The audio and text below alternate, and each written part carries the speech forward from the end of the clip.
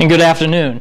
After winning 2 out of 3 games from the #1 ranked LSU Tigers and then turning around and losing a pair of 2-game series to Tulane and St. Louis, the Jayhawk baseball team returned home yesterday to the friendly confines of Hoagland Park to try and stop the losing streak against the Creighton Blue Jays. It took some late-game heroics, but the Jayhawks stopped the losing streak and come from behind to win 5-4 over Creighton.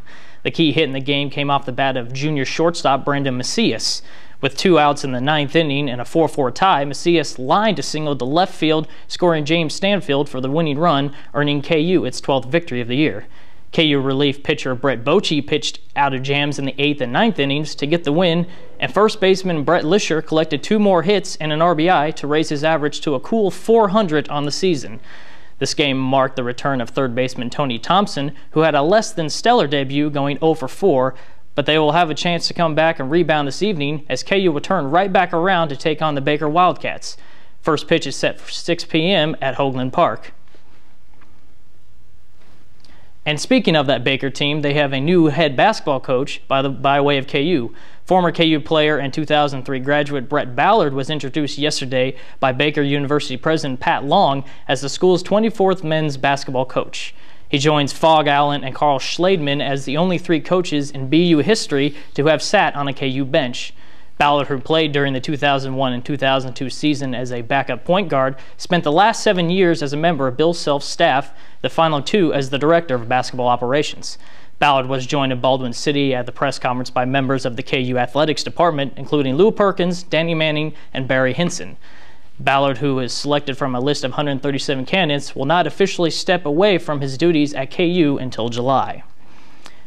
And with the illustrious career of Sharon Collins coming to a close upon his graduation this year, the attention now shifts to the futures of freshman guard Xavier Henry and junior center Cole Aldridge. As of now, neither player has made an announcement on whether they will return next season or go to the NBA, as Coach Bill Self said yesterday in his season-ending news conference. You know, to me, with Cole, doesn't have much to do with people having projected what would be best for his family, and you know, it could be best for his family for Cole to come back, but you know, I've said this all along. I'm not encouraging that at all.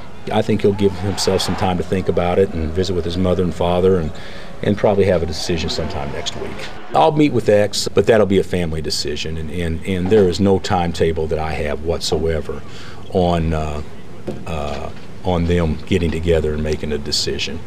I don't think the decision's been made yet. I think that there's probably a way in which they're leaning, but we'll wait and see what happens. So I support either way. Both players are projected to be first-round picks. Currently, NBA Draft.net projects Xavier as a top 10 pick and Cole Aldridge being drafted 14th overall. Until an announcement is made, KU fans will simply have to continue to play the waiting game.